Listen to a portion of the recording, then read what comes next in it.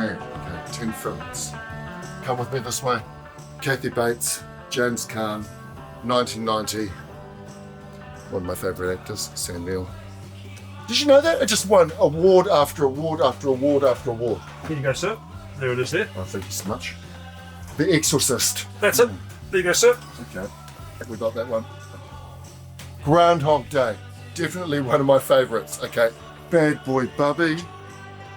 Not one of my favourites, but I think it's a really good film. God, they're so greedy. So many films. Right here. Hello, welcome back to the Alice in Videoland podcast, recorded here at Alice in Videoland in Christchurch. As always, I'm joined by my good friend Mr. Peter Tonks, and tonight we are very excited to welcome onto the podcast legendary local filmmaker and actor. It's our good friend Whare Mihinui. Thank welcome, you. Whare. Thank you, So thank good you, to be thank here. you. Yeah, really important to be here actually because not only do I love Alice, but I love you guys. Thank and you. We love you. And I love movies, so perfect Yeah. place to be. Dude, what the combination, it is the perfect place to be. Look, dude, you're a legend in the Canterbury film scene. You are. You're in everything. You're good in front of the camera, behind the camera. You're just an awesome person to have on set because you do a bit of everything. I only met you recently because I come back to Christchurch, but I've heard so many stories about you in the past. And everyone we talk to or anything, your name, if we mention it, everyone knows you. And it's all good vibes because not at any point do I say Whare and they go, oh, that guy. Every time they go, That guy. Whare, you know Whare. guy. And it's like, it makes this extra connection. It's like, oh, if you know Thank Whare, God. then you're a good person. It's weird. I don't know, man. You've just got this awesome aura about you. To be honest, guys, like Pete and Jake, I actually feel the same way about you both. Like it's the same way. It's a two-way street, isn't it? Like whenever I talk about you guys, I only get good vibes and I get good things from other people. But also our actual interactions, our everyday interactions, like now, the fact that I can be invited here, get to the opportunity even to speak to you guys about something that you guys love. And you Thank love. you so No, much. No, thank you, man, because honestly, I love talking to you. So to do it here it's a dream. This is great. I love this. We get to sit down and we get to talk about movies with good people who also like movies. So no, this literally is the dream. Surrounded by movies. Dude, surrounded Yes. by movies, exactly, in the vault. Whare, tell us about Alice in Videoland, man. Obviously not your first time here. No, not my first what's- radio. Not my first radio. Not your first rodeo. What's your history with Alice? A few late fees back in the day? And... Well, actually, no. I You're a good customer. was brought. I'm not, well, you haven't heard me yet, but I grew up in a hippie commune. Oh, Yeah. And so these are artists, these are people that are And- creatives, is this in poets Canterbury, and or? stuff. In Canterbury, in Yes, Christchurch. yeah, amazing. And so I was lucky enough to be a young boy, Yeah. growing up around artists and Yeah. people that would watch art films or Right, films cool. from overseas or foreign films that weren't in English with no subtitles, Yeah, you know? brilliant. That was all, that was something I was exposed to very early on. And so I'm always thankful for that. Yeah, totally. That'd be so different. All from- those films were from Alice. Wow. I think it Really? was the only That is place. cool. No way. It was the only place that they could be found Wow. easily and readily. Brilliant. Yeah. So I when love somebody it. needed something special, a film that Yeah. was, is that French or is that hard to get hold of? Alice. Is that something that the general audience would like? Yeah. Probably not. So the only choice you've got is Alice's Love it. or the internet. Yeah. But just drive down, pick one up. Yeah. No, love it. Oh, that's so cool, man. That's such a special Thank you, history man. as well. Thank Like you. the fact that, yeah. I mean, at the end of the day, Alice was the place. If you couldn't find it anywhere else, Alice has got it, right? That's I mean, how I see things. That's Yeah. exactly haven't when got you everything, asked though. me about how I think about it as a kid. That's when I was growing up in Christchurch. That was, I mean, you guys are like, you're better than Blockbuster. You're still alive. Totally, and the Yeah, thing is, we're lucky what Pete said is, I mean, look, it's half true. You don't have everything. It'll be fucking impossible for you to have everything. Oh, there's I so mean, many films, isn't we there? heard tonight from a director that 80% of silent films are gone. So there you go. You Yeah, can't that's you what- can't have everything. So you know what I mean? Alice is as good as it gets, though. 30 What was that? They were gone. 30,000. Are you saying that the No, film... 30,000 Martin films. just told us in the last talk. He Yes. said that because a good statistic. He said 80% of silent films are history. They're gone. Like they were As in they've just destroyed over time. They're destroyed over time, so they don't exist So anymore. We're only seeing Well, that 20% makes of- sense. I think it's That's right it. because the chemical composition in the Exactly. celluloid only lasts so long and That's it right. deteriorates over But time. that was quite a freaky thing That's to a hear, big right? Like, I statistic, mean, isn't that's pretty scary. What's eh? freaky Like, is it's explosive. Yeah. Like Yeah. that's the freaky thing. Like Incredibly imagine a so. big warehouse going up. And well, there's Well, a know about it. And they have done, yeah. There's a film in there that sort of plays on that we're going to talk about actually, with Yes. celluloid film going up and stuff. Oh, and that awesome scene from Inglourious Bastards, obviously, the cinema getting. Yes. I mean, Torched. Torched, yeah, exactly. Oh man. Hey, look. So, I wanted to quickly touch on your acting because, look, man, I think you're one of I think you're one of the greatest actors of all time. But look, as far as Canterbury and New Zealand goes, you're easily one of the greatest actors we have in Canterbury. Yes, Jackie, thank you. You are though, and you're incredible on screen. Everything I've seen you in has just been amazing. I've even had the pleasure of directing you in a couple of short films. And you're a director's dream. Tell us a little bit about your acting experience, man. Like, where did the bug come from? Is it something you've always wanted to do? Hey, look, thank you so much, Jackie. Like, you're so kind and so blessed It's be true. your heart, It's man. You're so fucking awesome. It's completely true. Please, you need to take it. Please, it's true. Look, thank you so much from the bottom of my heart. Jackie, I'm not sure where it happened. Like, I started out like a lot of us did. I think for kids that are born in the 80s or lived in the 80s, early 90s. Yeah, that's me. I think that a lot of parents, when they discovered the VHS machine, they went, oh my God, my kid will sit and watch this for 2 hours. And honestly, it was a passport for parents to have time off. No, you're right. And every kid throughout the 80s and Terrible to say, 90s, it's so true. And I'm not saying the parents were bad, they just thought it works. Care Bears, 2 hours worth. Sit down and watch that, children. You know, that's basically Actually, what funny it to is. say that because I remember Tyker actually told me that when he used to watch endless stuff when he was a kid. He was thrown in front of the TV, and now look what's happened to him. So there you go. I think it happened to a lot of us, and it's wonder when people say, "Why are you a filmmaker?" It's like, well, that's I think why is because I was exposed to so many movies. And how good was the '80s for movies, man? Oh my God, 7 days, $5 Yeah. for like 8. I could watch, and as a child, I'd obsessive, watch them again and again. Yeah, same. Like get same. Star Wars, watch it Monday, watch it Tuesday, watch it Yeah. why not? Get your Thursday money's and worth, get Friday, your watch money's it again worth. and again. Totally. And so I think kids of the 80s and 90s memorised movies, and they really got them into their blood by watching them so many bloody times. But then we go, you go to school and you talk about it. It allowed you to become educated on pop culture and things. Yes. Like I have some family friends who don't allow their kids to watch films. They have these, not allowed iPads, no tablets. They have some weird name for Hey, it. poor kids. Can't remember what it's called. But it's it's totally fine. That's the way they want to do it. They But, call it child abuse. oh my gosh, love it. See, he's funny. He's fucking funny too. But like I know that socially they struggle because a lot of these other kids are watching these shows that are huge in pop culture at the moment, like Stranger Things and these other shows, and of course they're not part of that conversation. But as a kid, being growing up watching those classic 80s movies, blah blah blah, it's you couldn't avoid not talking about them because who wasn't going to talk about Star Wars, Back to the Future, all these RoboCop, and there's just so many epic things from the 80s. What do you think? Does it just transport us to another world? Like, do you think It does. normal for the human condition to have the opportunity to just opt out for a couple of hours and dream about some other world? Absolutely. I did read somewhere because I don't do drugs or alcohol for some silly reason, and but I watch lots of films, and I read somewhere once it was a psychology thing. It was like the same thing. Like because I wasn't doing those things, what was happening to me was I was watching films, and they were giving me this alternative, feelings and whatever. Yes. And this particular article placed it with that same, which I thought was weird. But So is that a type of education for humans? Like watching I guess movies so, is a I type guess of so. education. And where we and it's learn. that as well. Yes. Storytelling, we learn, we listen. Yeah. No, Oh, definitely. probably stimulates the brain and probably a bit of a dopamine hit as well. Like it must be surely. But those emotions, like quite often you go through, you feel emotions that you maybe don't get the chance to feel when you're in your own life. Yeah, no, like the girls weren't very hot on me when I was a kid, so I got all my romance through the fucking 80s romance, I probably did too, to be honest. But I used to watch Back to the Future and I'd want to be Marty McFly. I wanted to be on adventures with Marty and Doc, yes, and What's that's he got now? He owns a DeLorean. Well, you would. You used to come out of the movie theatre and rub your eyes and then go, for 10 minutes, you felt like that hero. dude, absolutely. No, I really did. It does. It takes you to What another are you time doing in and your place. garage at home? Are you working on that that time machine? I sit in the car and I look forward to the day that it's turned into a time machine replica one of these days. Jeez. Funny, yeah. No, when I first got it, I sat in the car and I watched the movie in the car. Oh, that's cool. Had to be done. Had to be done.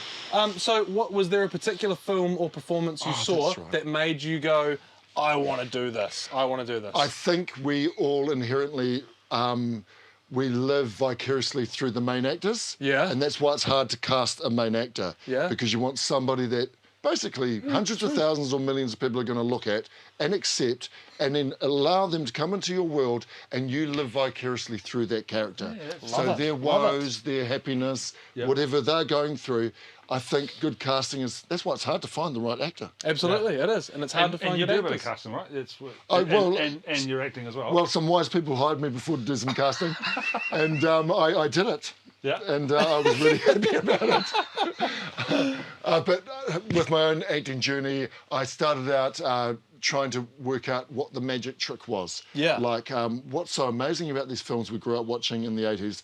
Oh, is that makeup? That's costume? Oh, how did they organise that? Why are they filming in water? How does the camera not get wet? Yes. You know, there's all these questions we've got when we watch these movies, these millions of hours that we all absorbed throughout the 80s and 90s. And so I just think as these young, impressionable minds like filmmakers today, that you're just like us. You were just like us when we were growing up 10, 20 years ago. Yeah. You're asking questions and you want to know how it works. Yep. But it's easier today because we can go on and look at YouTube or Vimeo or there's plenty Behind of the blogs scenes, or making TikToks ofs. behind Yeah, the exactly. scenes. Yeah. And the quality is it's pretty advanced now. Like the film, I just find you see so much more well-made, well-crafted films than you used to. Like there's always been great films, but I just think there's so much of it happening today because people are being brought up with watching films, and the film intelligence, you might say, is extremely high. It's growing, it's growing and growing. Yeah. Do you think that New Zealand has a special place in cinema? Because we're growing. When I was a kid, it was nothing. It was like the smallest market. Yeah. Nobody gave a shit about little old New Zealand. Yep. But now it's... Well, we've got 100%. we've got our Jane Campions, our Peter Jackson, our Taika, and you know, and then people like James Cameron making films here. So we're right up there with in the top 10. You know. Absolutely, it's huge. And then obviously Weta Digital as well, pretty much working on almost anything these days that involves visual effects. I always wondered though that you know how we were brought up on British and American stuff. Yes, that was our thing. True. Yeah. Can we speak both languages, or do you think we were able to? You know, like it's something that we can do well, and so when we make a film, we're thinking about those two influences we both had. Yeah, we probably are. British Yeah. and American, and so which is transatlantic hard, kind of absolutely. communication. That's a good point. Yep. But then even New Zealand is a hotspot like that. We get a lot of Japanese filmmakers come here for whether it be commercials, features, that sort of things. Yes. Damn our beautiful scenic areas. Well, it's true. Damn our beautiful country. And they love it's such a burden. Or Queenstown and Canterbury, and it's good though. It's good. It brings people in. Like we get a lot of Korean film crews as well. There's people from all over. When will they leave? Already know. I'm kidding. We love them, don't we? Keep coming, boys. Keep coming. What is it about? Do you think we're just happy about sharing what we've got with the rest of the world? Yep. And we have a go-getter attitude as well, which I think they like. They like the crews. Yeah. I think we're renowned for having hard-working film crews. I mean, how many times have we all worked on set together, and we all know what each other's like, and it's fucking hard work. But I think we're all kind of different people, but the one thing that film people or people who work on films share is we all have the same work ethic. Yes. You know, that's And the a good- one and thing. good energy. And a good energy. Same work ethic and a good energy. Like And you're as good as your last job, so you always have to do a good That's job. it. So do a bad job and no job. No job. Yeah, So that's right. That's right. No, love it. All right, I think we should get stuck into it. So, okay, I'm wondering why I haven't had any jobs lately. I'm thinking, no. Normally we do 10 films. The stack is You've looking a got 12. little bit heavy. Okay, we'll speed through them. No, it's all what's good. the No, format, that's- guys? How do we do it? Like, Well, what just start with number one. We'll see what happens. Okay. So, What are we going to hear? The Frighteners. The Frighteners. Yes. Okay. Great film. Actually, before I'll just preface it quickly because yes. I didn't want to pick films that were. My films aren't anything special, but I didn't want to go for Terminator 2. I didn't want to do Jurassic Park. I didn't want to do those films that we already knew that are great films. Okay. That would be so easy to Yeah. for me to talk about, or we could talk about it for hours, and Yeah. so could every other filmmaker watching this. So I was just trying to think of some films that might be lesser known, or you may have seen once 20 years ago, but maybe just give it Forgotten another about. try because Yeah, maybe you yeah. see it in a different way. Love it. Yeah, and so Frighteners is I'm one excited. of those. I'm Frighteners excited is to one see of what you those. got. Frighteners, obviously Peter Jackson and Fran Walsh, Yep. shot partially, well, entirely in New Zealand, but some of it in Littleton, Half it in Littleton, yeah. and some of it in Wellington. Yep. Yeah, and I believe some limited shots maybe overseas as well with motion capture and stuff. Probably Or would have been motion in those control days. stuff. Yeah, they would have been back in those days, yeah. What do I love about this film? Yeah, stick it over here. There you When go. I was a kid, I loved effect films, like Yeah. special effects, like explosions and blood or gore. I don't know why Jason Voorhees, Freddy Krueger, I don't know why Yeah. that was really important to me as a teenager, but I got into it and really enjoyed that type of thing. So basically, Peter Jackson, I mean, he was into that type He of thing brought that too. world to us, eh? Yeah. He's Yeah. part of that world. He Yeah. enjoys a good blood gag as much as the rest of us. Yeah. And so I already followed him as a young person, loving bad taste. And so when The Frighteners came out, knowing yet again it was made here in New Zealand, I was heavily interested and I really wanted to see the movie. Yeah. Yep. Did you see it at the cinema? Do you remember, or? Because you would have been in a really good age demographic, because that film came out in 1996. I'll tell you how it happened. So the news hit the newspaper and the press, and I was at home and I read it, and I didn't tell Mum, but every day for the next 2 weeks, I got on my bike in my school uniform and then went down to the local toilets and dressed into my civvies, and then I biked all the way across Littleton.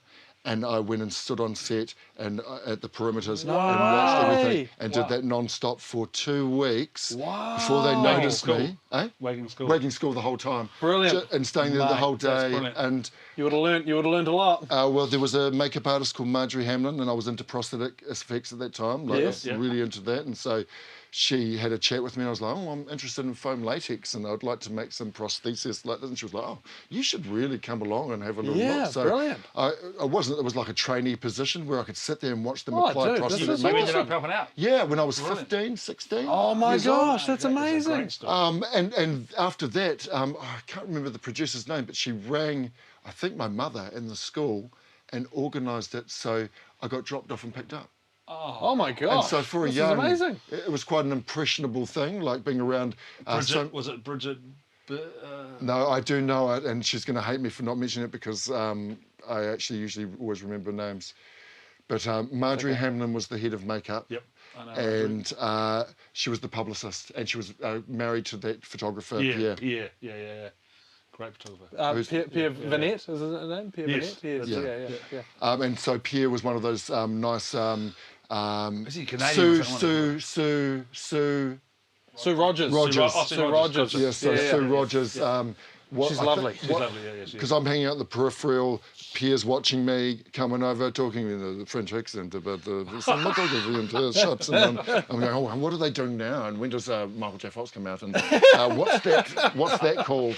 And so he was really nice, and I think he must have talked to his partner and said, hey, look, that kid that keeps turning up, he's That's obviously, fucking genius. he's, I love that story. That is, but how? we've got to do something. But about how that. cool for how many people would have a story like that? Kid hanging. I mean, because that's a kid's dream, right? You see a film set, you go and visit it, and then all of a sudden you're doing a little bit of work on it. Well, I have done. Yeah, That's- you would have been too young on those days. too young on that one, but I have done the same sort of thing. That's a great story. But for them to actually even take you on and entertain that idea is like, that's just so cool, man. Yes. Like, Well, those few days that I got were, it was totally due to Sue Rogers, which I have to say thank you to, Legend. and also Marjorie Hamlin.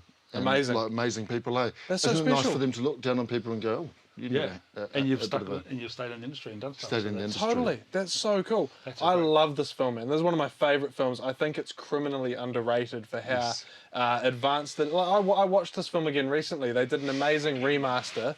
A German company called Turbine took the film, remastered it in 4K, and holy shit, it looks incredible. It's a beautiful film. The visual effects have all held up because, as I'm sure you guys know, Peter, Fran, Philippa, the whole team, they put in, sorry, not Philippa, Peter and Fran, they put in so much work with the visual effects and spent so much time with the motion tracking and everything, and it looks so goddamn good. Like, it's held up. Philippa, you're talking about Philippa Boyens, I'm so used to saying Peter, Fran, and Philippa that I accidentally threw a wee Philippa in there. She probably wasn't on that one, was No, she? no. Yeah. But they hadn't met her yet. They didn't even know who. Oh, right. They right. didn't even. If you said Boyens, they'd go, who? but like just anyone, the entire visual effects on this film are so amazing, and there's a great behind the scenes which they released for the Laserdisc, and then later, I mean, this version here's got it, the 3-disc director's cut edition. That's the one you want. It didn't the do well. behind the scenes is incredible. It came out because it came out with. What did it come out with? Was it with Independence Day? Independence Day. And it was supposed to be an October Halloween release, and they pulled it forward, and I think they released it around June, July, which obviously affected it as well, because it would have been better if it was. Also, I think that because the Americans are into bigger, better. Yeah. And special effects is their realm, which they've innovated. Yeah. And so I know before that, I can't remember what film it was, but there was a film that had something like 1,747 composite special effects shots, and that was that film broke the record. Yes, I'm sure it was like 2,874. Yeah, and it was like substantially more than a lot of films, and for it to be produced here, and it was groundbreaking, and that's what I'm saying about the effect, and that's why they've held up. It's the same with Lord of the Rings, though. The amount of care and effort that went into it has now paid off, because I mean, you can go back and watch some films from the early 2000s, a decade after this, and the special effects look shit. But they spent so much time just crafting it and getting it to a point where they were satisfied with it, and it's Do you held think up. this was the? I mean, we already knew that he was into art department, special effects, prosthetics, pyrotechnics, and those types of things. Whereas this merged in a lot of CGI with a little bit from Heavenly Creatures. Well, couple of he sequences. took his. George Port, I think. Yes, and he that's wanted to.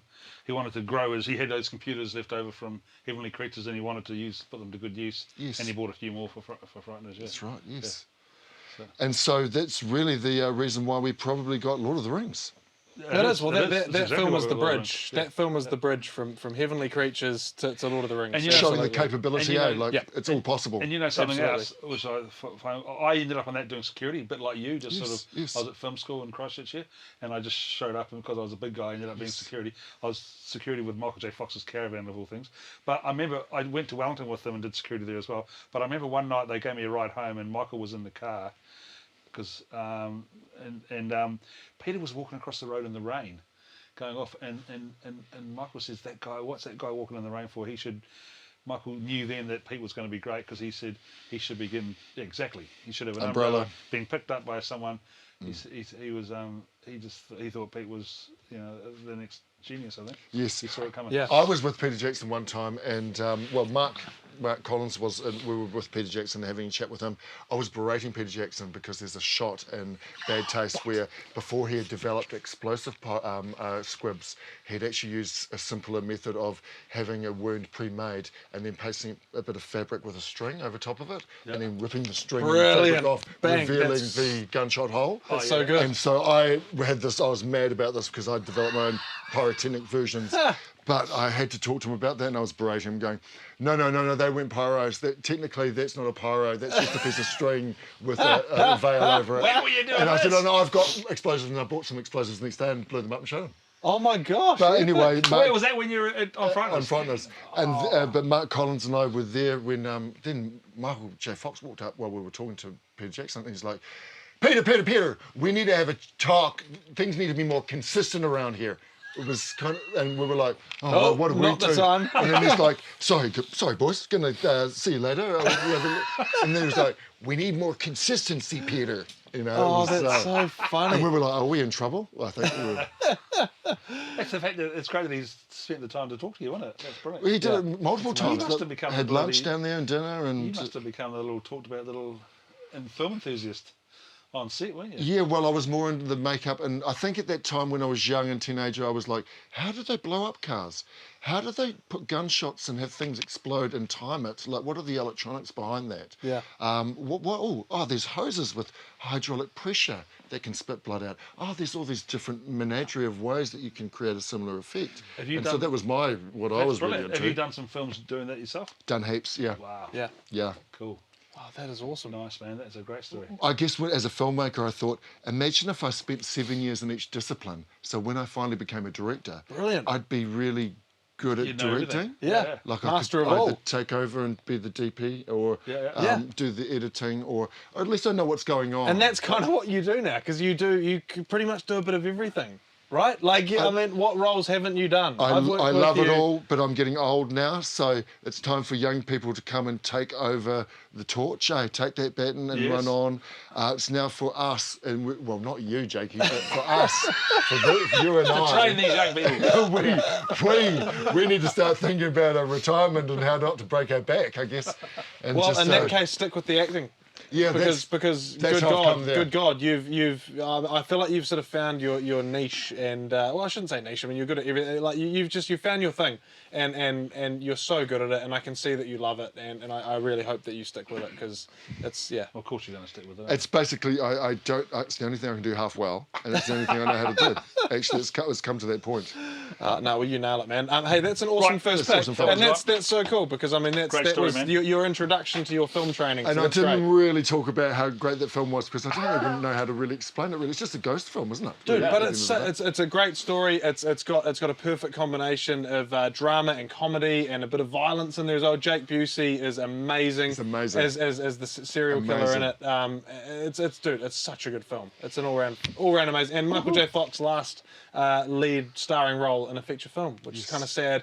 But Really? it's his last Has he got lead after role. that? Yeah, that is and Did he go do Spin City after that? Was it or something? he did Spin City, yeah. So he had his so that was '96. He revealed his Parkinson's diagnosis around 2001, and by that point he was committed to Sin City, but by that point he slowly started dropping out. He's since come back and still done guest roles. He's also done a couple of leading roles and things, but it is a challenge for him. He's But, good, he eh? hasn't He's done good. he hasn't done a leading film role since. That was his last one. I'm so sorry about that, Jakey, because I know how much he means to you, because you love his films and you grew up with his Dude, films. his books are great.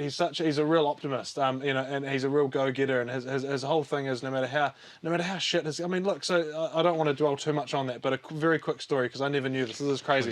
So he was going through his Parkinson's. Obviously, he's sort of always trying to manage his Parkinson's. There's new research and stuff. He's 20. He does a bit of fun. He Runs the Michael J. raises money, Fox doesn't he? Parkinson's. So he has his own organisation that funds and does Parkinson's research, and towards finding a cure. And 20 years ago they thought, oh hey, in 5 years' time we're gonna have a cure. And geez, I mean, it's been going on ever since. yeah. It's a lot of money, but anyway. So he's in the middle of all of his Parkinson's getting worse and worse. They found a tumor on his spine, and it affected his nerves. And so he had to have the tumor removed. And doing so resulted in nerve damage. Oh, Jesus. He had to learn how to walk again. So this is in the middle of being barely being able to walk or move Anyway, as it is in with the his first place. Parkinson's. A tumor which is completely it was a brain tumor. It was a brain tumor that affected his ability to walk, and so he, completely unrelated to his Parkinson's. He had this tumor removed. How long ago was this? This was only probably in the last decade.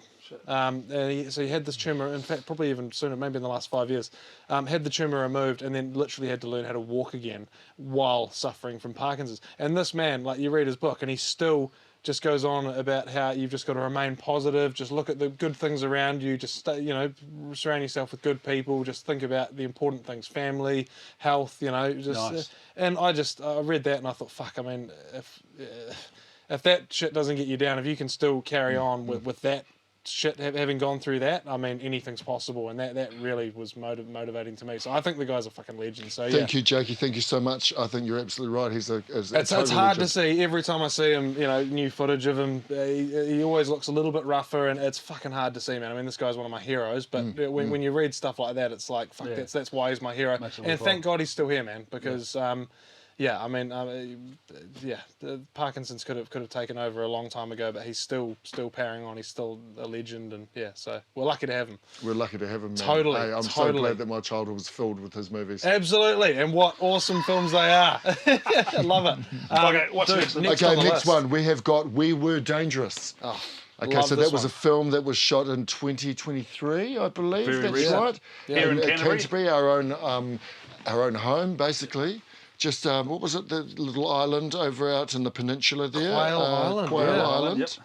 Yep. Where lepers lived. Actually, we didn't see any. Like they don't live, they don't live very Simply long, die. thankfully. Oh, They die pretty quickly. Lepers, you know. That's I mean, not thankfully. I mean, I would want to die if I had leprosy, to be perfectly honest. right. We might have still left a couple of film crew members over there though. Yes, Who knows? yes. Well, no, that's not good, is it? Yeah. Yeah.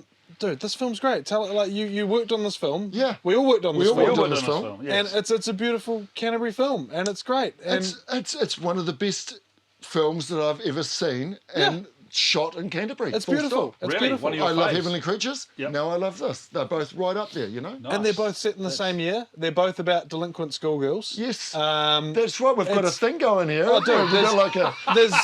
there's some weird Is this a good parallels. thing? I don't know. There's It's a some good weird thing. parallels. And you know what's funny? Like, so if you actually go back and read the script for We Were Dangerous, Yes. it's set in 1953, and I knew Heavenly Creatures was obviously set in the event happened, the murder happened in 1954, and I sort of It immediately was said, those "Oh, girls that got away. So with you've it. geo, Well, yeah. you've Well, put the timeline and the geo movements, and you've got a little connected. You're I like, said it was kind those of girls meet each other. Yeah, that's what it is. not necessarily, but I said, oh, it's funny how like they're so close. It would be cooler if it was 1954, and then I can say I worked on a film about schoolgirls 1954. The connections a bit. So anyway, I had to set a combination lock code. I was just about to say that's our Which combination. I shouldn't tell everyone. It's a combination for all of our gear. 1954. So anyway, I set the code as 1954, and I sent it to everyone, all the HODs, direct to everyone. And I said, hey, so the code for the bins, for the locks, for everything Yes. is 1954. You won't forget it because it's the year our film's set in. If you go and check the script, the film's set in 1953. You lied to us. I didn't know it was going to happen. You didn't mislead us that much. The film comes out. The opening credits. 1954. 1954. Oh, brilliant. They It's like- fucking changed you were it. right. They changed it. Someone told them, Jackie. Someone told them. And it even says here, set in an isolated island, 1954. That was me. So you shifted And now we've got the to change- we've got to whole, change the it. whole movie by 1 year. We're changing our code from now on. to 1953. So there won't be any freeze. No one will guess. And that's another thing is it's it may not be, it's fiction. Yeah. But it's also based on a lot of true things that really did Totally. happen Yeah. when people were institutionalised Yeah. and penalised for being. Well, I would say not even really that criminal. Like somebody might, in the movie, someone steals a bun, Yeah, couple it of was cream nothing at all. buns, Yeah, yeah. then they get locked up. It's a pretty, and there's some other. It's fucking dark. It gets dark. Yeah, like yeah, it it's, does it's get- but which I quite like about it. I mean, I took my 10-year-old niece to see this film, and she loved it. But she really sort of got behind the message, and so obviously a few of the adult themes went over her head. Yes. But she sat there and she hated the matron, and she rallied for the girls, and it This was is exactly like, what you want. and that was. That's that what was, you want. Well, that's Yeah. what you want. That's what you want. And Yeah. like for a 10-year-old to watch it and relate. Enjoy it. Yeah, that's Yeah, great. absolutely. What was your job on it? I was. Cast, wasn't it? But a cast. Wasn't Yeah, I was travelling the cast, and what else did I get to do? I got to do a bit of training under. Just trying to remember her name. She was a really good trainer. That's why I can remember her name. What was the role?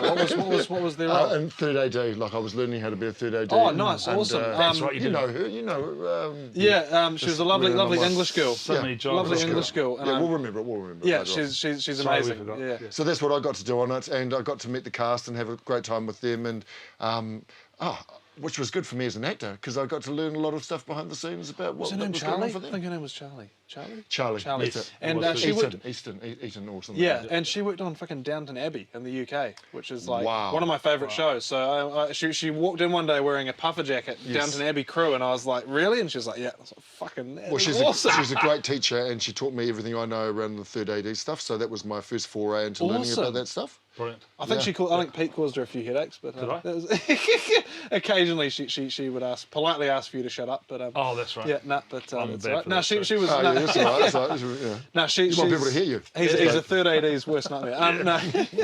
No, she was awesome. She was really cool. It was a really good crew on that, and I thought the film looked beautiful. Yes. It visually looks beautiful. What's your favourite scene? I think, they all are, of Yeah, course. nice. But I just think what I learned about it is, it's hard for me to realise, like I was, that women or young ladies would have had it so bad. Oh, dude, it's yeah. Like I just yeah. didn't realise that if you get pregnant accidentally, that you're going to be the scarlet girl for the rest Yes, of your yeah. life, and you're going to be put into an institution for a while until you have that baby. Yeah. And so just all that emotional scarring that comes with that. And the mental stress, and man. It's, like it's you all go government through funded. with. Yeah, Yes. it's just crazy. It is. I think it's a pretty crazy slice of history, but I think it's an important film for people to see. Yes. I really do, and I'm so happy that Picky Films brought it here and shot it here, and Screen Canterbury We're so lucky, aren't helped we? out, and Ngāti Wheki were amazing, and there's a whole group of organisations and people came together to help make And this it looked happen. amazing. The DP, Maria Ness. Maria Ness, Maria yeah. Ness she was Manchingo, great. But the she's- area, what was the area called again? The Banks Peninsula. Peninsula. Looked beautiful. Oh, it does. And there's yeah. my favourite shot in the film is there's a scene after Nellie steals the book from the matron's office. Yes. And then to distract her, they throw an egg at the window. And Oh, that's right. I remember and- that. Did and you throw she's- that egg? Was that you? No, I can't. No. And she grabs the book and she runs back to the hut, and there's this amazing tracking shot, and it goes through the grass, and we see the backdrop of Banks Peninsula. And it's this amazing shot, and the music builds up, and she gets to the door, and the door closes at the perfect time, and that's my favourite shot in the whole film, and Okay. it looks so incredible. That's just this. That scene was quite powerful when the matron went up and slapped the girl. Yeah, across the face. young girl. Oh, That totally. was a pretty good. Yeah. She was just joking around, wasn't she? She was just Yeah. having fun and stuff like that. But the scene where all the girls are dancing together as well with the mops, and Yes. that's just Oh, beautiful. all the slow motion, Oh, kind of like dude. witches And the in the music forest, and- Oh, it's so experimenting with nice. drugs. No, just kidding. It's a beautiful film. I love Beautiful it. film. What else do we love about that film? I mean, Oh, look, if you haven't working seen it, with you gotta everyone see was great. Yep. It's still relatively new, eh? So a lot of Yeah. people don't know about it. Yeah, only just Still on our new releases. came out last year, yeah. and did very well. And it just got released in America. I was in New York a couple of months ago, and was cool. Wow. yeah, there were three cinemas in New York were playing this film. Yeah, I actually think there was even a theatrical showing of it tonight somewhere There was. in this city. Yeah. Was. Thank you. right here at Allison Video It was a special screening for some lawyers, I think. And it was a full trainers, house. yeah. It was a full house. Yeah. And one of the cast was there, so that was great. Oh, that's brilliant. Who came? I don't know. one of the young girls. Yeah, Oh, she's just one of them. Okay. yeah, no, one- she's one of the main didn't know her featured name, ones sorry. though. I can't remember her name, but she's one of them. There was a group she of didn't about see 4 it or when she 5 was that here were. because she was overseas when they released it, so she hadn't. Oh, Brenton says she was invited along to come and watch it now. I thought, I'm not too certain the full backstory, but yeah, obviously something like that. Yeah. And I saw the film here as well, and it was a beautiful cinema to see it in. So, and the film did well, which I'm stoked, so happy about. And also, we love the director. Oh yeah, Yeah. Josephine. Yeah. She was nice, yeah. So lovely. And also the producers were lovely to us, and it was just a great opportunity, wasn't it, to be able to be part of something so good? Because when we saw it, we all saw it together. We were actually really happy because that doesn't always happen when you watch a movie. Some films, You're not always like some films don't turn out well. This one turned out better than This was like yeah. well done. Yeah, Smashed there was it out of the no park. heckling, no Especially heckling. out in the this one. back. Yeah. Definitely. Yeah, no, Right. love it. An What's awesome next? pick, Fade. Thank Okay, you. so next one we've got a. I'm not sure if it counts as a movie. It's more of a documentary, mockumentary. It's a great movie. Yes, it So counts. Forgotten Silver. So that was is it both directed by Back Peter to- Jackson back and to- back Costa to- Botas? They That's both right. directed it and wrote it and produced it They themselves. did. I find this very interesting for different reasons. I'd love to hear what you guys have to say about this. Yeah. But I'll start by just saying I've seen mockumentaries before this, Yeah. but they were usually comedy.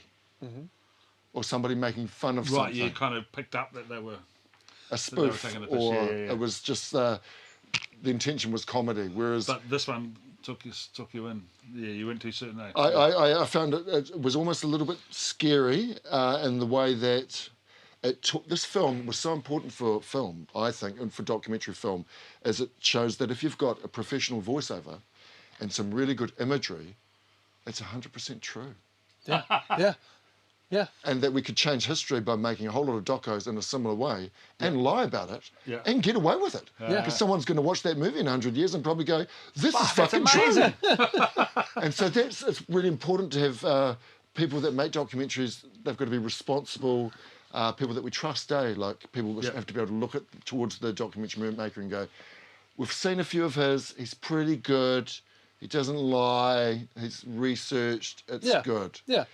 Whereas this taught me that, Jesus, propaganda is so easy to make, isn't it? And to do it so well, and this was Yeah. some of the best I'd ever seen in my life. Yeah, no, it was pretty classy. I think there was the Richard Pearce scene. There's a scene with yeah. Richard Pearce, who's an inventor that possibly was the first person to ever fly before the Wright brothers. Well, he did, according to this Well, one. according to this film, he did. They've got But evidence I on think it. they were basing it off something, some other, some stories. But Where was I going with that? I forget what I was. I totally forgot. It's all right. It's all right. Richard Pearce. He. That's right. They filmed a fake sequence of Richard Pearce flying. Brilliant. I That's picked right. it, Yes, they caught it on film. and at one stage they zoomed into a guy's back pocket, and he had a newspaper there, and they saw the date, and I knew enough about. Digital restoration. Zooming in digitally into an image to see how much could be picked out, and I think that's where it left me. When was it for you guys? When did you realise that it wasn't? I real? picked up it was fake too, but it wasn't. It was because there was too many amazing things that happened, and I think it was the egg yolk thing that I went, come on, this is too far. Oh, using the emulsion, using the eggs. Yeah, for and emulsion 2,000 eggs go missing, stolen overnight. Yeah, no, I think so you can make some because film. I was semi going, fuck, this is, and then I went, hang on, but it was bloody good. But a lot of people had no idea. Yes. Yeah, I watched it. I went into it knowing it was a mockumentary. Because I watched it when I was quite young. And at the start of the Return of the King, the Lord of the Rings Return of the King commentary, there's a nice wee bit where, because Thomas Robbins, who plays Colin Mackenzie, the lead in this film, he's in the opening of Return of the King in the scene with him with Andy Serkis. And Peter sort of says, we got this guy, he was a lead actor in this mockumentary we'd done called Forgotten Silver. And so, of course, me being a huge Peter Jackson fan, I probably actually got it from Alice, would have been the first time I saw it. And Peter told you it was mockumentary, gotcha. So it was just from that commentary. So I came here, rented it, but I lent it to my nan. So I watched it and lent it to my nan. I must have got it from here. I'm almost certain I got it from here because you couldn't find it anywhere else. Yeah. And my nan watched it, and I told her it was a mockumentary, and she gave it back to me. And she was fully fooled. But even though I'd told her it was I'd said it was a mockumentary. She didn't know she what gave a it back to me, mockumentary and she go, she mustn't have. And she gave it to me, and she go, that was extraordinary. That was just amazing. Like, oh my gosh. And I was like, Nan, but it was all bullshit. And she was like, what are you talking about? So that was quite funny. And then years later, I got to do a telefilm down here with Thomas Robbins. And we needed a shot of Christchurch City. We'll stick it back like that. And we needed a shot. He was directing. We needed a shot of Christchurch City, and they didn't have any permits to get these shots anywhere else. And so they said, we need a private property. And my nan had a great. I don't know if you've ever visited my nan's house. You would have been to Nan's. She had this amazing lawn, and it just this incredible view of the city. And so I said, right, let's go there. So I rang up Nan and I says, hey, very last minute, but can I bring a film crew up there? We're going to get a shot for this film. She says, yep, come up. She'd made everyone sandwiches and cups of tea and everything. And so, sure enough, I was able to introduce her to Thomas Robbins, and I said, "This is the guy from Forgotten Silver." Oh, she's like, "You look so young." What a nice story. She couldn't believe it. She just, she thought it was so cool. Yes. And, did she feel like he came from back from the future? Something like that. Yeah, she was pretty. She wasn't as blown away by the whole thing as I was. She was, that's very nice. Here's a cup of tea and a sandwich. But it was pretty cool that I was sort of able to do that. And there was this film that was kind of special to us. So to be able to then bring this guy up, now that I'd sort of actually worked on a few films, and I was like, hey, here's Thomas Robbins, and we're going to shoot this shot. And the shot made it into the film, and it looks beautiful. Right. It sounds like we need to keep your nan's house in mind. Is it? She still lives there? She doesn't live there. She's sadly she's passed away, and the house is sold. But no, it's okay. We know the house is. I know where the house is, and if it's ever suitable for a location, I'll let you know. But yeah, so I bought this film shortly after watching it, and I had to import it from America. Yes. Which I thought was very weird for a New Zealand film, but that's just the way it is. And this film has just been announced as it's got a special re-release at the New Zealand Film Fest this year. Okay, yeah, brilliant. So we're going to get to see it again. Is it restored, or they looked at it? They have restored the film. So playing in the next week or two. Yes, yes, that's right. There's four screenings around the country, so it's very limited. It's selling out if it hasn't already sold out.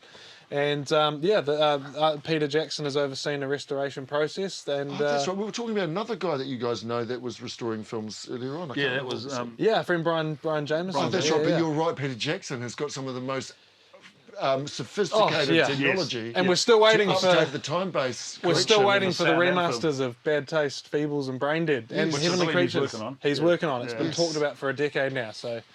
But this actually on when it was released, you might not remember, it was actually on the news. Yes, and they must have shot it before Frighteners, because they come to set the Frighteners set TV3 News or whatever. They were interviewing Peter on the set for it. I remember being there when that happened. Yes. Yeah, they did. They did it between directly after. He was still working on. I think he was still working on Heavenly Creatures and moving into prep for Frighteners. But yeah, so it was a busy time. But they managed to punch this thing out, which was very amazing.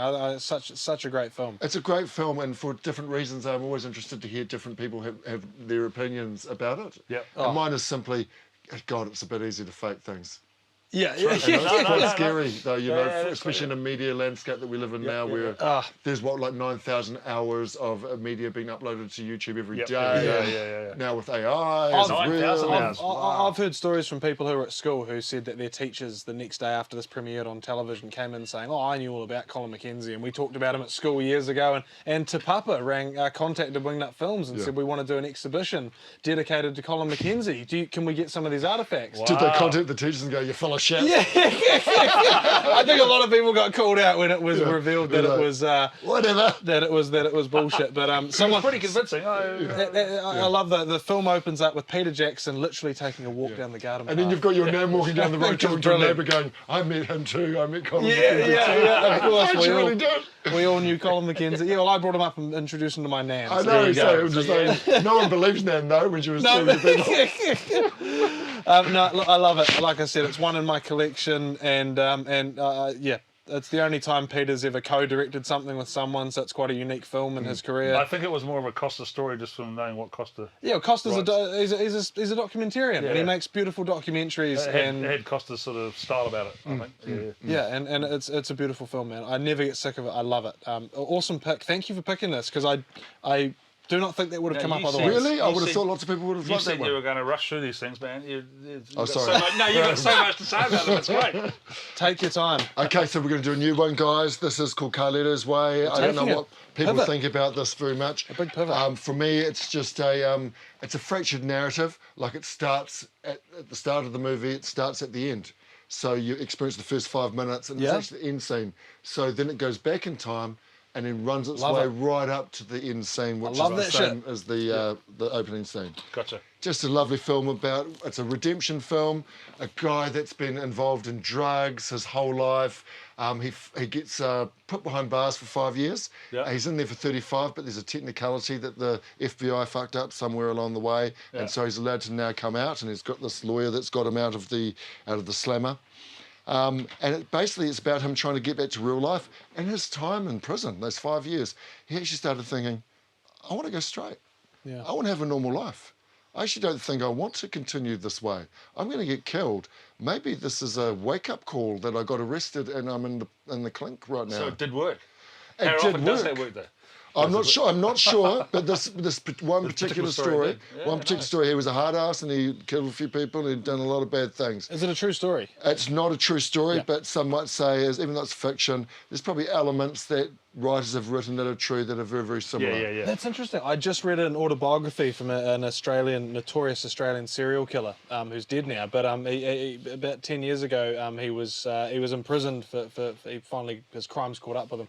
And he got a life sentence. And about 5 years in, because I'm reading his book, and his book is all of his letters that he wrote while he was in prison. And around the 5 year mark, he too also started to heavily regret. Like before that, he still sort of maintained this macho sort of thing. But by the 5 year mark, he sort of really regretted it. And he was, his parents were all of a sudden starting to age, and quite rapidly. And his mum was getting very sick, and his daughters were growing up, and yeah. So interesting you say that 5 year thing. He comes out, Carlito comes out, and he's just as you said, he's wanting to go straight and walk the line. But Brilliant. unfortunately, it's very difficult because all the people that he's ever known throughout his whole life have been in the criminal world and Yeah. have been in And they're still prison and Yeah, and involved how do you with the escape cops. that? Yeah. And so, as he finds out when he's going back to his normal neighbourhood, he gets pulled into another thing. Like a cousin goes, "Oh, come with me, man. You were so big in the day. If you're behind me, they won't touch me." Yeah. But something goes wrong, and that kid gets killed. And now everyone gets killed in there. And Carlito's, "Oh, geez, that was the one thing I didn't want to do." And he Yeah. had to get a gun out and shoot everybody in the room. And it's like, good luck trying to get away from It always follows him, right? Yeah. It didn't really work out very well. And that's in the first 10 minutes. Oh, Oh, jeez. my God. And so have you seen? I've seen it, Carlito's but Way, it's been like, that's 30 years or something, so I've Right. forgotten. But yeah. And Sean Penn, I don't know if you can see that. Like, Yeah, he looks weird, doesn't Just he? the Look at receding that. hairline, like shaving off the front. He looks great, man. It looks Yeah. great. Like the guy, what Yeah. a transformation. Look at that. Yeah. I'm pleased you said it was Sean Penn because I was looking at it before trying to work out was who it? it was. Oh, yes, I yes. It looked like a bit Richard Dreyfuss or something, but it's, Well, you just could yeah, I believe it, couldn't- yeah. You could Billy believe it. Crystal or something. But yeah, that's funny. Yes. I've talked about this film so I haven't seen it. But I've mentioned this like multiple times to a friend of mine recently because obviously you've got to see it. he's been telling me it's good for years, and I keep saying to him, I really want to see Carlito's Way, so I haven't seen it Well, yet. there you But go. I'm going to be hiring taking this that home, and mate. taking it home. Yeah, So there you go. Yes. thank you very much for that No recommendation. problem. It's got a couple of things that you'll probably like. There's a couple of one-ers in it. So there's a couple of shots that just go on for like 5 minutes. Love it. Oh, yeah. And I find it like I really, really love what the director's done. Brian De Palma, I believe. Oh, It's yes, Brian De it Palma, is, isn't yeah. He's great. Yeah, it's just such a beautiful film. I mean, it's not in the top 500 here, but I forgive you. Okay. No, I'm just It's in your top 500, obviously. It's in your top 500, yes, exactly. No, I just think it's such a great film, and your So, friend yeah, is top 10, absolutely right. It's a good love story as well. As I said, he's trying to get away from the whole thing, Yeah. but he can't because every day there's a new person saying, "Remember when you got that smack for me, that $1 million? I've got $1 million waiting on the other side of that door. You got to come with me." And it's just really difficult for him. love it. And ultimately, he dies. Oh, should I say that? no. Well, That's all you right. don't just say It's all that. right. It's all right. I don't mind verbal spoilers. Trailers give away too much. Yes, Verbal yes. spoilers, not so bad. Yes. Great. Yeah, great pick, and thank you. I'm totally taking that one. I'm finally going to watch it, and I'll let you know what I think. Anything great? Anything amazing I can think about it? No, that's all I have to say. Oh, you've That's all I have to say sold me about on that. it. You've sold me on it. I'm keen. Okay, our next one is an Yeah. Australian film. Our Australian cousins, who we love. Yeah. We are going to steal their film industry off them sooner or later, though. I think that's what's happening. You They know. can keep this one. Keep this one. Now, a lot of people, critically, it was a lot of people were like, "Oh, geez, he has sex with his mother. That's not very good." But and then a lot of people were like, "Well, he did end up like making it in his character arc at the end, and becoming a my a God. punk singer." Oh, You know? geez, he has sex with his mother. That's not too good.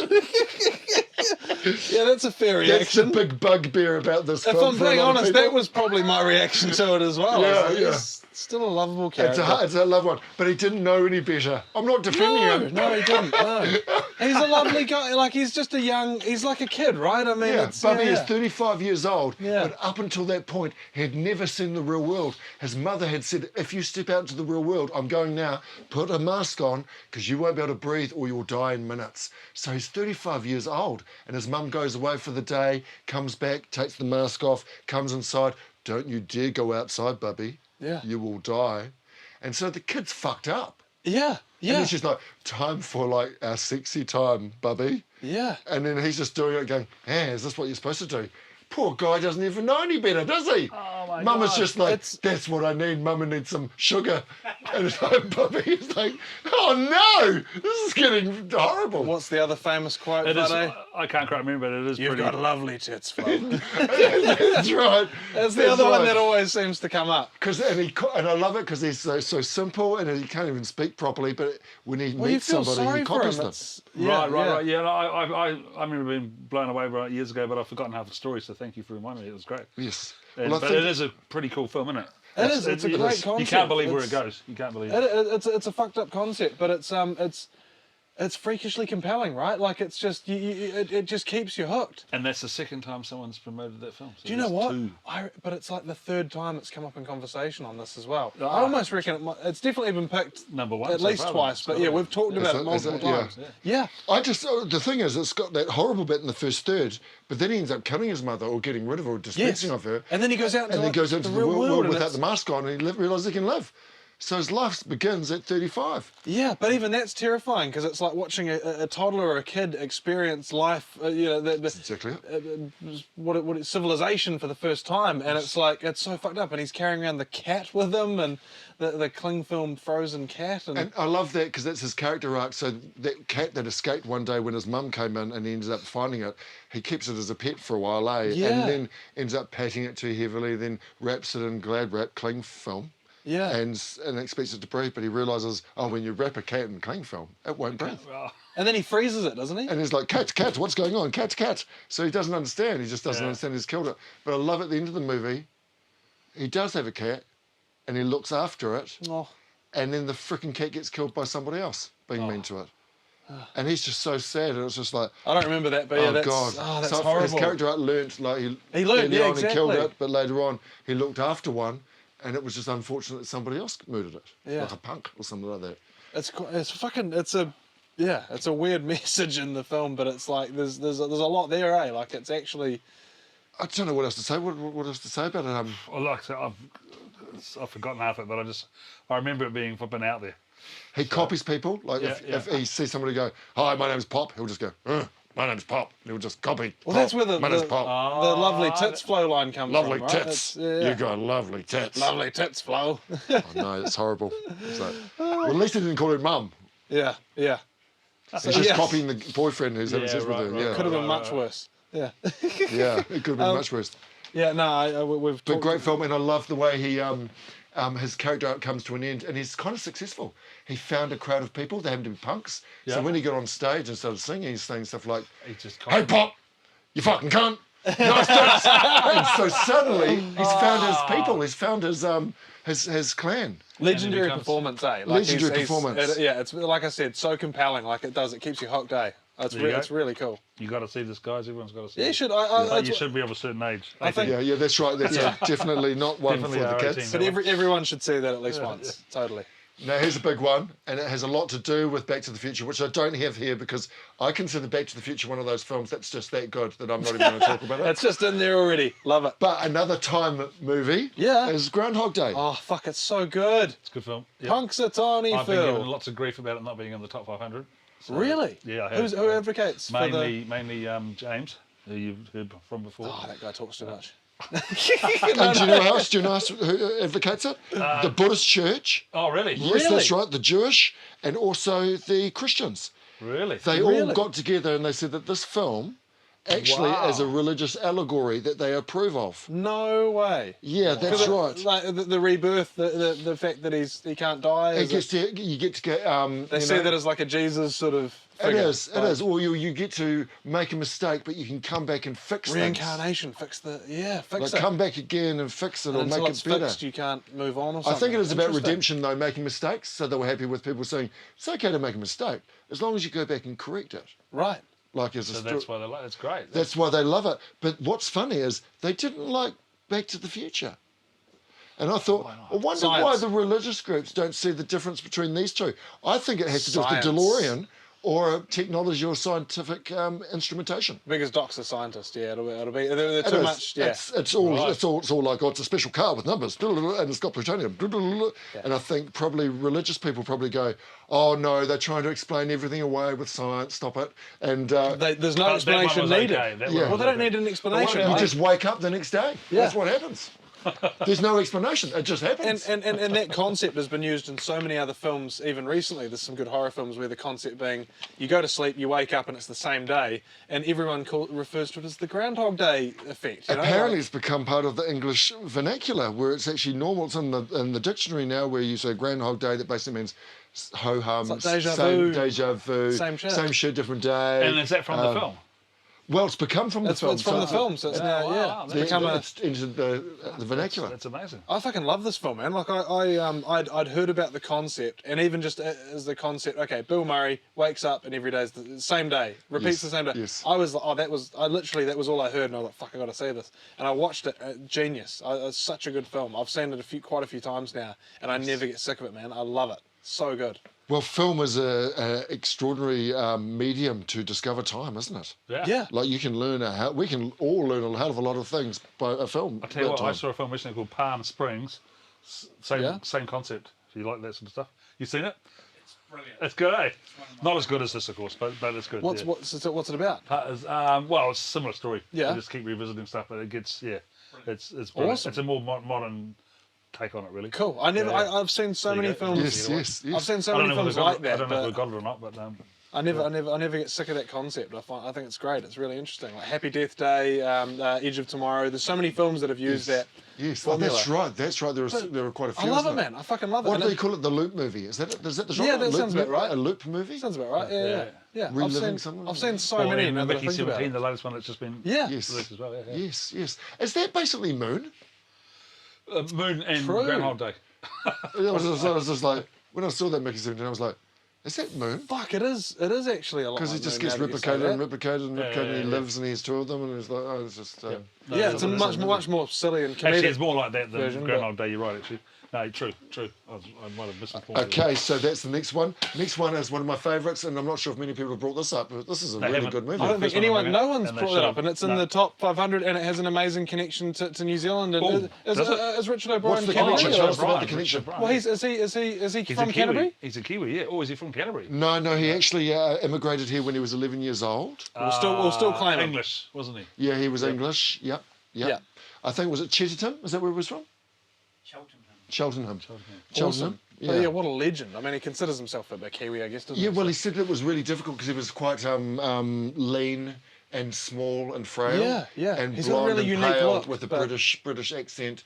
And so Kiwi got kids grief, weren't did the he? kindest. Oh. No, I bet they So were. 1956, Terrible story. 1951, kids weren't the nicest to him, and he got picked on a little bit. Yep. Luckily, we don't do that anymore in New Zealand.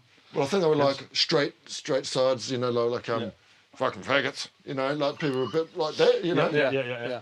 But he's a legend. Like he's an absolute legend, And- right? Like, And there's a Richard documentary on him as well, actually, in DocFest just recently. Oh, Which cool. I didn't see, Nice. but it'll come out soon. I mean, Richard O'Brien, they'll do. They obviously screen this film a lot. I'm sure it happens worldwide, and they, people. It's an interactive screening, so you can yell stuff out, you can sing, and you can dance, You dress up. and there's certain lines where Actually, people. Room's taken over its sort of glory, isn't it? But then this is way better than Room. Totally, definitely. What's going on? But Richard O'Brien, a lot of the New Zealand screenings, he'll show up at and he'll do like a Q&A and stuff. Really? And and I've seen even as of quite recently, and I just think that's so cool. Like, we're really lucky here to have the writer and one of the main, one of the best actors in the He's now film, a New Riff Raff, Zealand citizen and wants to live here and be here. but also wants to keep showing the film and meeting fans, and I just think it's so cool. Yeah, Like, we're it's so good lucky for New Zealand, because isn't it? It's really, really good. it's awesome. Yeah, it's the fact awesome. that he loves it. Was it Kati Kati, is it? Lives in Kati Kati somewhere in Bay of Islands, or whereabouts up there in the area? Just outside of, yeah. Oh, yeah. So, I love this film as a young boy. I think somebody put it in front of me. I watched it about 100 times. It was one of those things. It was just like, I think it was the music. Didn't even get all the sexual stuff at that stage. I don't even think I understood it. It was just like, probably fucking shouldn't show kids that. But I actually A lot really of it enjoyed goes over I your loved head it. It was anyway, just over though, my like, head. yeah. But I freaking loved it, and I always did after that point. And when I was about 8, I got to see a version with the Prime Minister, Muldoon, wasn't it? Muldoon. Muldoon, yeah. Really? And so I got to see a live Who version did of Muldoon it. play?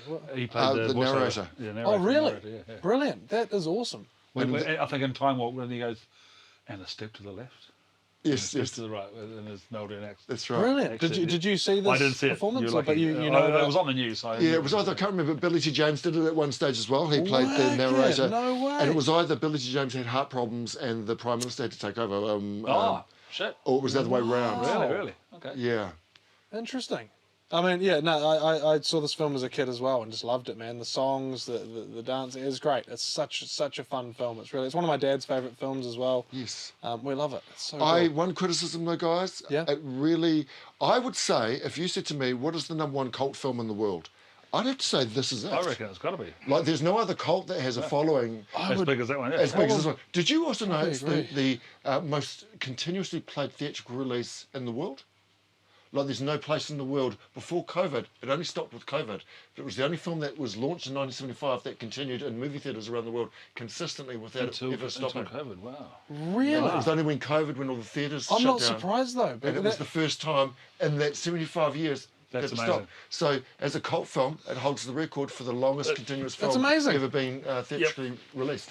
And it's got to be. and that'll the be best. why, like I said, it still gets these re-releases, and Richard It should O'Brien be. still. Is it in the cult? It's in the cult, isn't it? It's Oh, in no, the greatest it's in the 500. top 500, man. Oh, top 500. Even better. Oh, it's even better. Yeah. But this is the Top 500. penultimate. No, this is actually the definitive, the exemplar cult film. What's your favourite song? All of them. Honestly, I just love them all. Love it, yeah. I love Everything them all. he did, he Perfect. said Yeah. what he did. Love them all. Yeah. Perfect answer. Pete, what's your favourite song from it? The Eddie one when Eddie gets killed. Yeah, nice. Yes, yes. And it's amazing because he didn't like the film either. Didn't he? Yeah, he started walking away going, oh, I'm sorry, embarrassed. But then later on, wisened up and went, oh, it's actually not that bad. Yeah, it's legendary. Yeah. Oh, I love it. No, And he was good in awesome. it too. Meatloaf He was great. great. It's like perfect. Are you ready for another one? Yes. Oh, yeah. Okay, now tell me what you think of The Exorcist. Oh, good God. This guy loves it. Love this film. Love this film, man. Like the It was classic too quintessential It horror was film. too scary for me, I think, when I was a kid. Really? How old were you when you I first was watched it? quite young, I think. Yeah. But I still liked it. But it was I must revisit it based on hearing this guy talk about it, because I love it. I think it's genius. Why do you love it? What's so good about it? I only watched it for the first time 2 or 3 years ago because they did a sequel, like it's a direct sequel called Exorcist Believer, and I wanted to see that. I hadn't seen the original, so I came here to Alice and I rented all three, Exorcist 1, 2, and 3. What did I love about it? Okay, going into it. I'm always nervous going into older films, particularly horror. I just Cheesy, could be bad. they can be a bit more hit and miss. I'm not saying I don't like older films. Some of my favourite films are older films, but I can just be a bit picky with them. I don't know because they can. I find like But you're wary of that going into older films. Yeah, there the might hit be and a miss chance. rate just seems to be a little bit, more misses than hits. I don't know. No, it's true. But especially with horror. Okay, Yes. I should say, especially with horror, because most older horrors are shit. But this film, I went into it and I just loved everything from the get-go, like the characters, the performances, all the scenes where they're doing the exorcism and they go into the room and I'm like, how did they get the cold breath? Like they had to have filmed. that's right. They Yeah, had to of have course. cooled down the set, right? That's And right. then I'm like, nah, there's no way they did that. That's what they did. And then I go and watch the behind the scenes and listen to some commentary, and it's like, holy fuck, Refrigerated set. dude. And okay, so that still stands up. It holds up. I watched it. It was convincing. It looked incredible. It's clearly not fake. And that's the same thing going back to the Frighteners. The effort they went to create some of these scenes holds up. It withstands the test. They didn't have to do that. They were. I've got to rewatch it, I think. Oh, you got to see do, it. you Got to do, you rewatch do. it. Like, but some of these effects these days, I mean, they're getting the film out there so it can survive its cinema run, make some money, and then kind of be forgotten about. This film is how fucking old? It just celebrated its 50th anniversary, and I think it's like 74 or something, 1974. And someone the other day Yeah, I was just was looking- saying oh, the third William one. Peter, but- We had someone else. I think they picked the third one, didn't they? Yeah, James Yeah, picked he the third one. So he said that was pretty good too. Which is directed by the writer of the first one. Yeah, William Peter Blatty. That's right. Yeah. Who actually wrote this book in 1960? No, was it 60? No, 1971. And then the movie was released in Sounds like he's an 1973. expert. We need to get you on here. 1973. So the film came out in 1973, but William Peter Blakey wrote it in 1971. So it's quite fast from novel to film. It's only 3 years. And he picked the director too. He wanted William Friedkin to direct it. That's brilliant. It's so good. I just realised what I like most about it, and it's the performance of Linda Blair.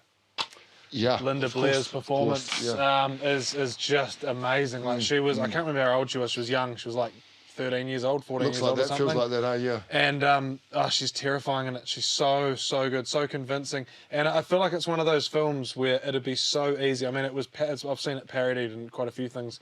It'd be so easy for that film to come out and be cheesy or to end up being a bit silly because of the effects and the performance. And I feel like it's a really hard sell, and they just nailed it. And it is fucking terrifying. And I was just blown away by it. I just thought it was so good. And that was another one of those films. Sometimes I'll watch these older films and I'll go, okay, if this is that good, I need to watch some more older horrors. This one's that good because it is terrifying. Is that what you would say? Well, I would say that for me, it's not Jason Voorhees and it's not Freddy Krueger. It's not a slasher film. It's not jump scares or anything, It's is not it? a slasher film. Nah. Yeah. It's a film about religion, which adds dude. another realistic level to it, like Well, it does. Catholicism and exorcism and just spirits that can take over one's person. Because it's believable. It's more tangible. believable. It's more tangible It is. than Freddy Krueger, you know. Yeah, right. Well, it's not a guy coming out of a lake who was like murdered years earlier. You know, like it's freaky, man. Like It could happen. And the other bit I like too is was it Ellen Burstyn, the Oh, God, she's good. the The actress mother, in it. yeah. The mother is actually an actress working in movies in the film. So what I like about this right. film is halfway Reference through to early movies. on, Yeah. it shows her working in a big scene at a university, and she's walking out and there's a film crew with camera cranes, big lights, 100 crew, and there's like 200 extras, and she's like a main A+ actor, like walking through the crowd and delivering this huge monologue with 5 cameras all filming and concentrating on it. And then she comes out and they go, cut, that's great. And so you set her up as an actor, working on movies, Brilliant. on fake stuff. But then the horror happens after that. So I find it more believable because they had that intertextualness of adding a character into the film, Yeah. Nice. working on fake things. Yeah. Then it makes what's happening in her real life less fake. I never thought of that. It's, That's brilliant. it really is a brilliant film. It really, really is a brilliant film. I'm Pete, watching that. I'm watching that. I think Once you I should finish rewatch it. Martin's ones, I'm going to rewatch this one. I think it's better than all the other ones. I actually can't. I just think that's better than all the other Exorcist It is. It's iterations that have come Totally, afterwards. of course it is. Of course it Okay. is. And I did like the new one they did, Exorcist Believer, but this is amazing. I just, if you're going to watch any exorcism film, this is it. Yes. By far. And of course, we had to mention the incomparable Dick Smith, of course, for his special effects makeup and the prosthetics. Oh, dude, it's so good. And again, Linda Blair just sold it so fucking well. But the makeup effects are incredible. Hard for a kid, For contacts. for a 50-year-old film, man, Latex. It's as good as any horror today. Stacks up. Easily. And it'll Yes. scare the crap out of you. It will, yeah. It scared the crap out of me too, I think. Yeah, it did. me too. Well, me, that's why so long ago.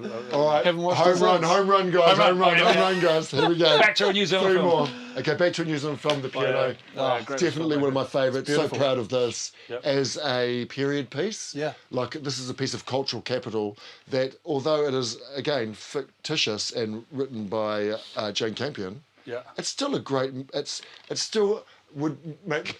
When I think of colonial New Zealand, Yeah. this is what it was like.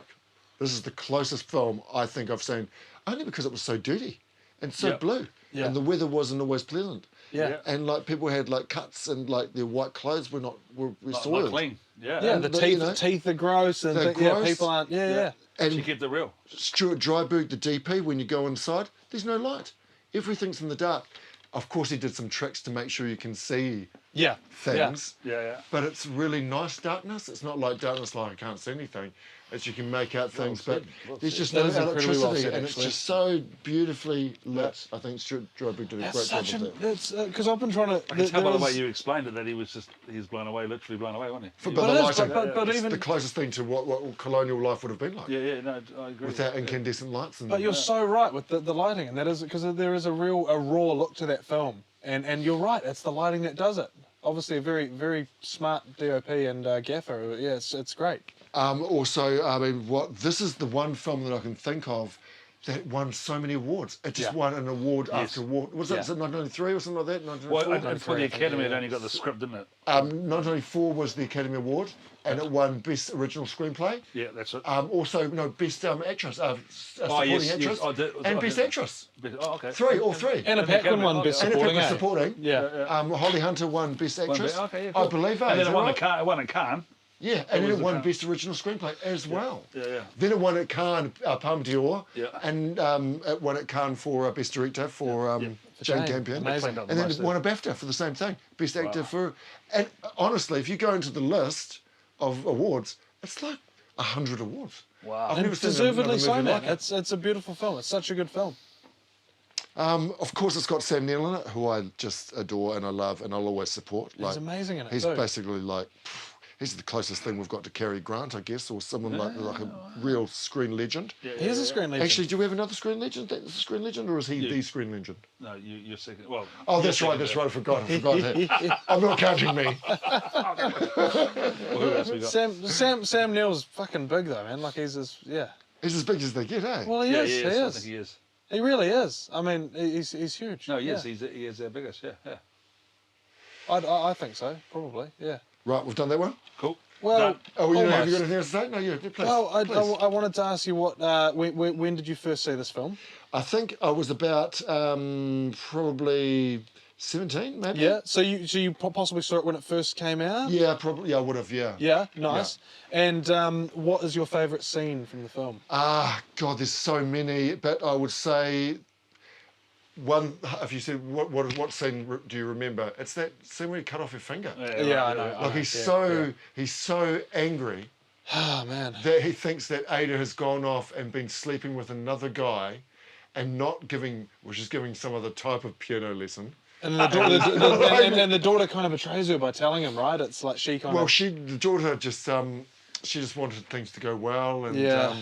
Flora just wanted things to go well, and she saw what was going on with her mum and Bane, Harvey Keitel. Yeah. And because she did her picking, she was like the little Alan Paquin's like picking through Yes. Yep. the door to see and watch what mum's up to. Yeah. And of course, she's also a victim as well, because she just came to give piano lessons because he promised that for every lesson he would give her one key and he would deliver the piano to her homestead. Yep. But really, he was kind of like a bit dubious in that, wasn't he? He was basically saying, come to my house and I'll molest you. That's basically what he said. That's basically what it came down to. And he did. She's playing and he's got his little fingers going, oh, you've got a hole in your stocking.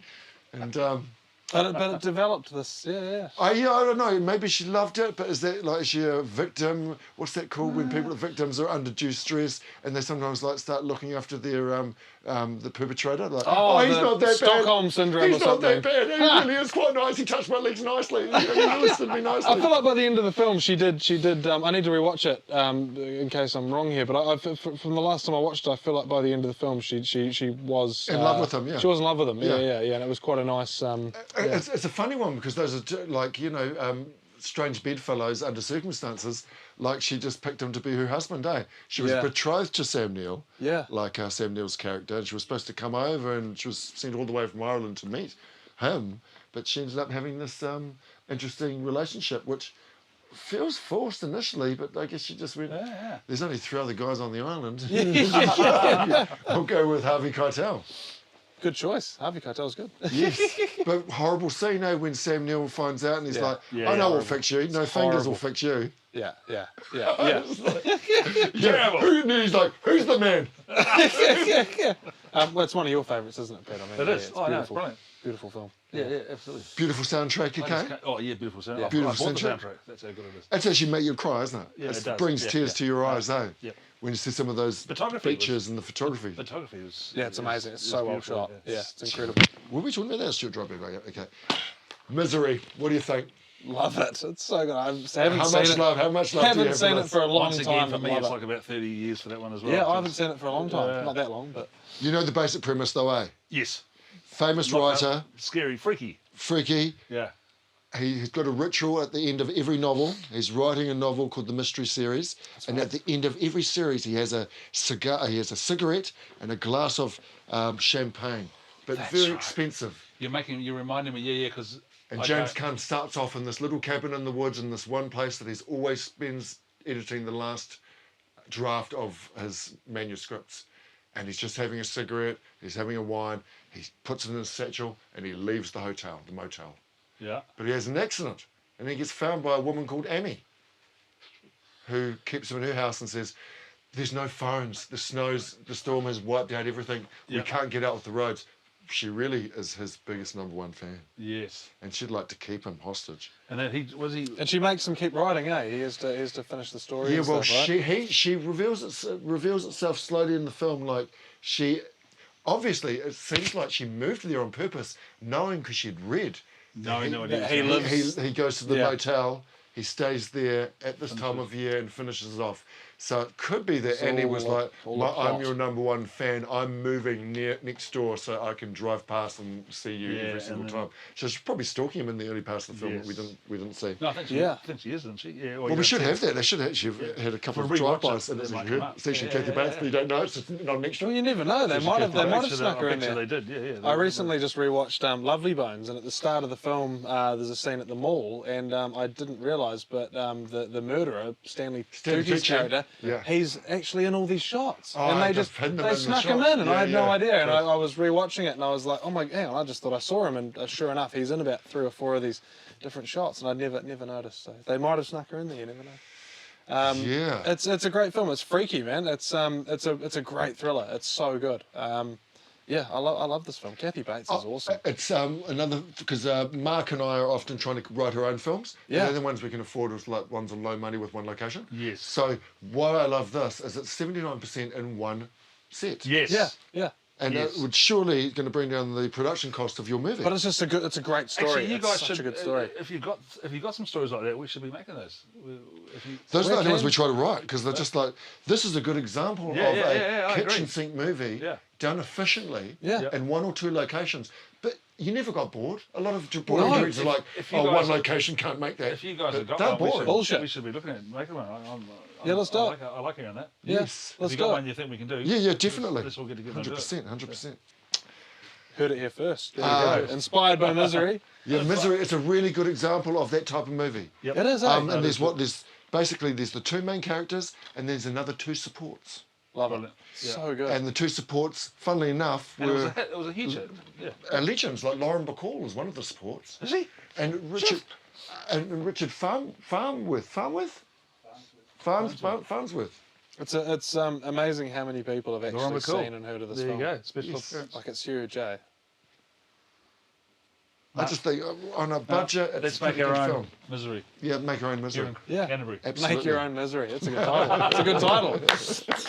Like, oh, is it? Oh, it is too. You're right. Make your own misery. Oh, Make shit. your own misery. Okay, and we've got another Australian one. I don't know. And he's your favourite actor from New Zealand? He's one of my favourite actors. Yeah, I think Sam Neill's probably he was, for me growing up. When I was about 8, there was this TV series on Channel 1 called Riley House of Spice. Yes, wasn't it great? And my nana would be like, I know his mother, Priscilla. He's from New Zealand. Our copy in here is not going at the moment because it's been damaged. I'm trying to find a copy of it somewhere. Yes, of Riley House of Spice. Yeah, because we lost Do you it. know who directed that? No, who? Martin Campbell. Oh, really? Also from the Hawke's Bay. Yeah. Also He's did a doing James Bond. Yeah. 2 James Well, Bonds. That's right, we talked about Martin's that, great. yeah. Yeah. No, Martin's big time. He's big time. So that was his big break. Well, his big break was on a TV series for ITV, I think it was. Right. I think it was ITV. Wow. And it was basically a spy series very similar to James Bond about a guy called Riley who was an ace of spies. And so Sam Neill got the role. 2 Kiwis working in Britain. Brilliant. One happens to be the director. Another new guy who was an actor picked to do that. Martin Campbell is now. He probably picked him because he was New Zealander, maybe, or Who knows? Who knows? But he's True, also debonair and sounds British, and he's a New Zealander. Like they just picked him. True. And And he had also- been doing a lot of stuff overseas at that stage as well. And he remember Sam Neill gets an audition for James Bond years later, and who's shooting? Who shoots Really? all the auditions? Martin Campbell. Fuck, there you go. Far out. So They're I'm obviously guessing good Martin buddies. They're Campbell, obviously good Campbell buddies. definitely said Yeah. to the Broccoli Give this guy a go. kids, Yeah. hey, Yeah. give this guy a go. I directed something for ITV. He's a spy. great. He's pretty good. He's pretty good, yeah. But he lost out to Timothy Dalton, unfortunately. Yeah, that's a shame because Timothy ones weren't so good, were they? I But don't on that mind note, him, but Sam Neill would have been great. Sam Neill would have been great. Who's your favourite Bond? Probably Pierce Brosnan. Yeah, me too. Yeah. Love Pierce. Yeah. But going back to Sam Neill, Oh, yeah, have you sorry. met him? Because he's your favourite actor, you being a film worker. Yeah, there's been a couple of times. One when I knew that he was going to be at the university to open up a theatre. There was a theatre there called the Dame Nymarsh Theatre. Oh, yeah. And so the UCSA had just bought some new curtains for it, like $100,000, curtains, fireproof curtains. $100,000? What the fuck? Anyway, they brought these new curtains and they're like, we must gather everyone together. And Sam Neill happened to be the patron. And so he flew over to come and do a speech and talk about his Really? life and his industry. And so I heard about that and I would have been like, geez, I would have been 17 at the time. And you or would have been, yeah. 15 maybe, but younger. And you're not shy to go ahead and... I went there and I was like, I've got to meet Sam Neill. I've got to meet him. I've got to talk to him. Yeah. Got there, watched his presentation. They had a meet and greet, cheese and wine type thing afterwards. Yeah. And I was sitting there and I suddenly got really nervous because hundreds of people were all crowding him and like he was bet, talking, yeah. giving 20 seconds to you, 20 seconds Oh, to yeah. you. And I was like, geez, I'm about an hour and a half away. Jeez. Grab a ticket. No, Mate will be wondering where I am. I'm like, can I have some more cheese and wine? And then I ended up talking to this old lady that was quite, I think she was quite well to do actually. She just had a lovely posh accent. And she was just like, oh, what are you doing here? I said, oh, I really want to meet Sam Neill. I said, but I don't think I want to now. I'm like a bit nervous. I'm getting a bit like sweaty. I'm like, what's going on? And then he came up and then I went to go up to say hello and someone came in just in front of me. And then so I was like, oh no, that's right. I'm not doing anything. And as I went to turn, the old lady pushed me. She came from behind me and pushed. Get in there. And then frickin' I fell on him. No. Oh, Why sorry. did she push it? Sorry. Why did she Because she knew I was bowing out. she could see me kind She of wanted like, him to meet Sam Neill. I'd been talking to her for half an hour, was waiting for Sam Neill to come and saying, So she was going, She was like, push. no, you go. And then gave me a push. And was Sam was good about it? Or Yeah, well, I looked up at him and he looked down at me and I was like, the funny thing was I took my hand out and by the time it came from my pocket up to him, I said, hi. He goes, I'm Sam Neill. And I said, I'm Mr. Sweaty Hands. And by the time my hands got up to his hand, they were covered in liquid. And then he touched my hand and he goes, yes, you are Mr. Sweaty Hands. And wiped them off. And I was like, oh, I'm so sorry. This is I didn't mean to surreal. do this. And that was it.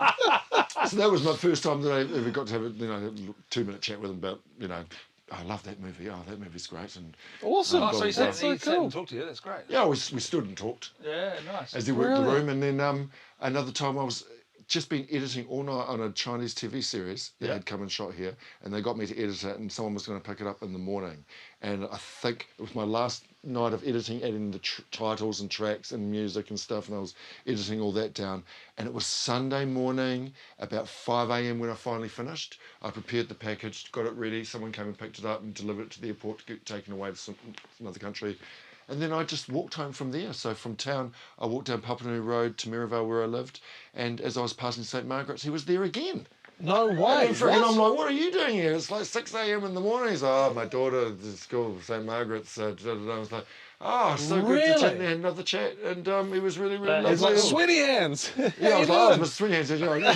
Yeah, I remember you. That's amazing. Just randomly bump into him. I After know. I was like, I'm all like, night is this real? editing. I've been editing all night. Jeez. That's hilarious. Oh my gosh. So when did you first see The Dish? The dish was, I can't remember, but it was definitely in the last 10 years that I remember seeing it. Yeah. Well, no, it was when it would have come out, but mainly I love Rob Sitch, who is the director, and he's a great comedic director. What else has Rob Sitch done? He's done like The Castle, Yes, yeah. and so I always So loved do you know that. the story behind this in the castle? No, could you tell me the story between those two? Working Dog, who That's right. We said it the other day, didn't we? yeah, so Working Dog, who were behind the writing and creation of this film. Yes. Pitched this to a whatever Warner Brothers or whoever it was. Yes. And they said that we wanted this film. Warner Brothers said, it's going to need a bit of money for it. You guys, I think they'd done a good run of short films and bits and pieces, but this was their first foray into feature films. And they said, look, we just need something else to sort of, prove your worth, I guess.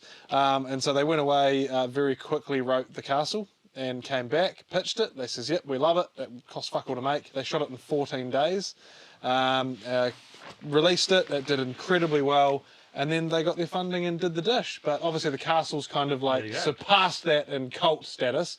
But The Dish is like a forgotten favourite. I mean, it's an amazing film. And the history, the true story behind it is insane. Yes. Like for anyone who's slightly interested in, anything space related, I mean, this story is incredible, right? So tell us about it, Whare. The big event in the film that it's a period piece that it focuses around is the Apollo 11, I think it's 1976 mission, no, 1969 mission. 1969 mission.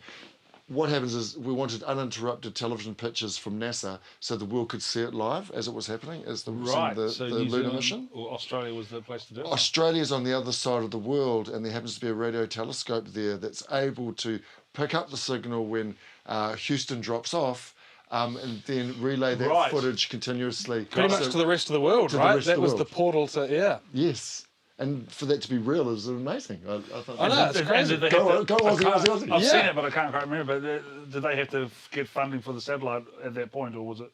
It was already existing as a radio telescope in a town called Parkes, Australia. Gotcha. And they had to prove themselves or something. It was actually it was the only thing. Yeah, that's right. So there's a guy from NASA played by what was his name? Patrick Warburton. Patrick Warburton plays a NASA guy that's been sent to monitor and watch over these Australian guys as they try to relay the images back to NASA. So there is a little bit of contention between the two. We've got average Australian dudes, and you've got this other guy that's an American, and he's like really straight. And they get on, I think, but then they don't sometimes as well. But it's a beautiful film, mate. It's just really a cool. nice light. I love movies like this as well. They're just so. Aussies smile. are so good at making those sort of films. Why are they so funny? Why are they so good? I was telling this guy about Malcolm the other day. You see Malcolm? Yes. Yeah. Yes. Isn't that Malcolm's great. Sort of Is it with the inventor? Colin Was it Friels. the inventor? Yeah. And then on That's the right. bank at the end. Yeah. Yes, that's right. Yeah. That was Australian. That's wasn't Australia. it? Yeah. And the big steel with old. I forgot. Mr. Who's on the I big don't know if steel? I've seen Big Steel. Oh, okay. Oh, there you go. Well, That's a great another little one act. with Sam Neill, Death in Brunswick. It's another comedy. Yes, Aussie one as well, and it's great. Yeah. I love Australian cinema. So many good films out of Australia. And they're good comedies. Yeah, Because this has got a heaps bit of of good humour. in comedies. it. Can we say, are they funnier than us, Kiwis? I think they are. believe it or I not. think they're officially. Straight away, no Are they hesitation. funnier than us? They make funnier films than us. Sorry, guys. Pete, actually, I think you might be right there. I think you might be We'll give right. the Aussies a thumbs up on that one. Yes, 2 thumbs up for that one. Yeah. Kiwis are funny too, eh? Like, They are Tiger's quite funny. They are funny. Yeah, Tiger's funny. we have. I feel Tiger's like. helping keep the team up. Yeah, totally. New Zealand has a very a unique sort of style. It's a very English inspired and stuff, but it is a very unique style. But Australia's quite different actually. Yeah, I love my Australian comedies. Now, to be fair, now that I do think about it, I do. We gotta I'm get a to the big Aussies. fan of a lot of good Aussie comedies and good dramas, thrillers.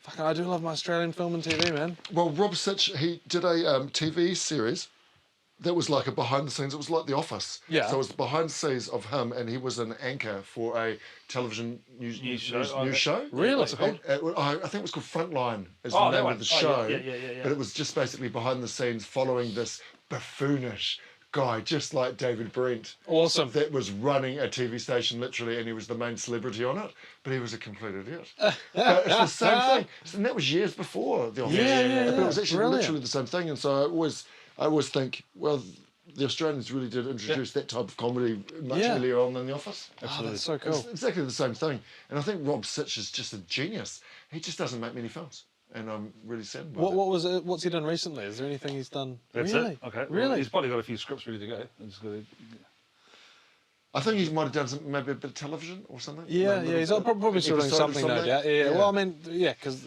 such a shame because The Castle and The Dish, man. I mean, those are two Yeah, Aussie they're- classics. So, I mean, The Castle's as Aussie as it gets. It's as Aussie as it gets, If eh? anyone, in fact, I'm working with a crew at the moment, and American crew, and one of them wanted to watch a couple of quintessential Aussie and Kiwi films. He's never been here before, and so I've given him World's Fastest Indian from New Zealand Great and one. The Castle from Aussie. Hey, high five, man. That's And, good choices. and good he- choices. we've been quoting it. Me and a couple of the other guys have been quoting it. He's got no idea what we're fucking on about. And the other day we sat down at breakfast and someone was going on about how good their meal was, and he went, "That's going straight to the pool room." And I was like, "Oh, we got you, we got you, we got you." So yeah, no, straight away he's on board. Well, that's going straight to the pool room. It's so good, man, "Fuck isn't yeah, it? mate, you're And on. it's Good." such a low budget film, isn't it? Like the Castle Super. was super low budget. 14 days. He was just 14 saying, days, man, That's and amazing. like It's yeah, just so good and so low budget. I can't believe how good it And was. it's in our top 500. So there you go. it's charm. It's all part of the Really charm.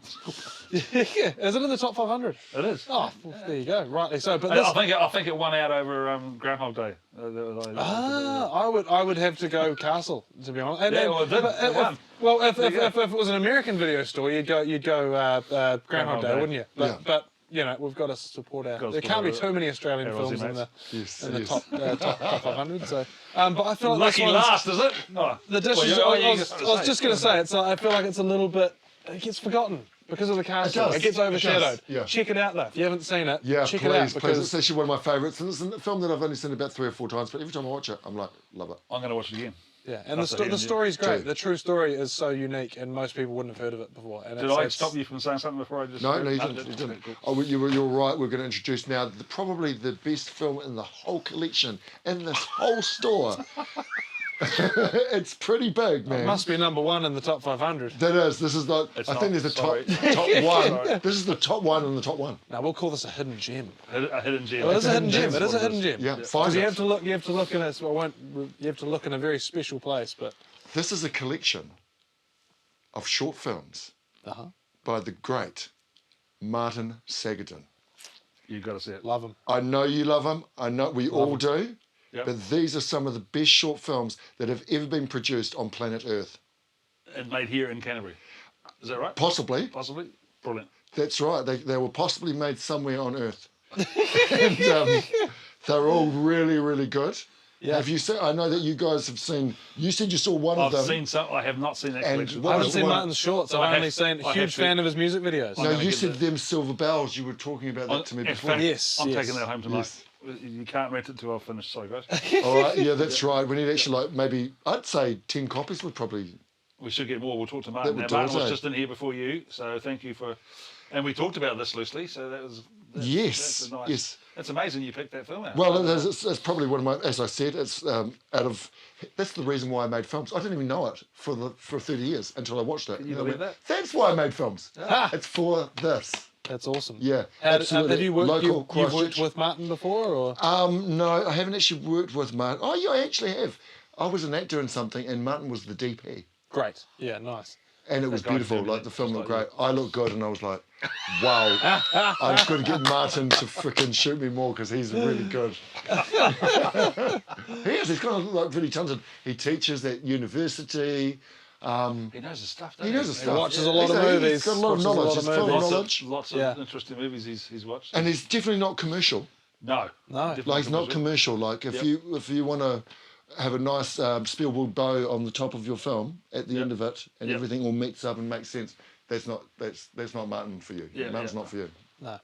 Yeah, this is more real life, Yep. real people, Yep. and it's Christchurch. Which, if you're from Christchurch, this is actually more reason to even watch it because Yep. some of these films are basically historic now. Some of them are 10 to 15 years old. And Yeah. I feel bad because I haven't seen it, so I'm taking it home. Absolutely. Well, it's an opportunity to see the old city, Christchurch City. True. Come down and see Martin Sagan's short film collection. Really, it's a good picture on the front as well.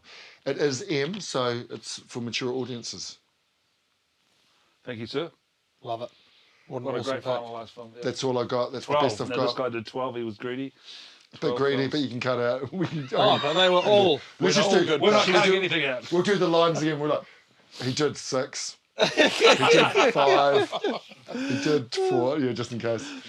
We did have someone sneak 11 in, and you beat him. Yeah, yeah. You're the only one who's done Sneaky 12. There you go. But no, I think it was worthy. I don't think any of those should have been taken out because they were all great picks and all worth talking about. I so- love them all, and there's so many. The thing about Alice is there's so many honourable mentions. That's the biggest thing. Is Totally. There's probably about. I think I wrote a list of 50 initially. 30,000, yeah. Oh my gosh. Yeah. Is it, all 30, good. is it around 30,000? Well, you better for come the in again collection? then. Oh, well, I was coming. I was If it coming. was season 2, hopefully we'll get you in. Yeah, we'll Absolutely. do it again. No, I'd love Surely to. there's another 12 films we can talk about. Thank you, man. No, thank you so much. Thank you, Coming buddy. in to meet you Always. guys again and just. Hey, thank you for listening, and please consider becoming a member of our nationwide mail-out service at allisonvideoland.co.nz/become-a-member. We need your support to keep this video shop alive. Thank you.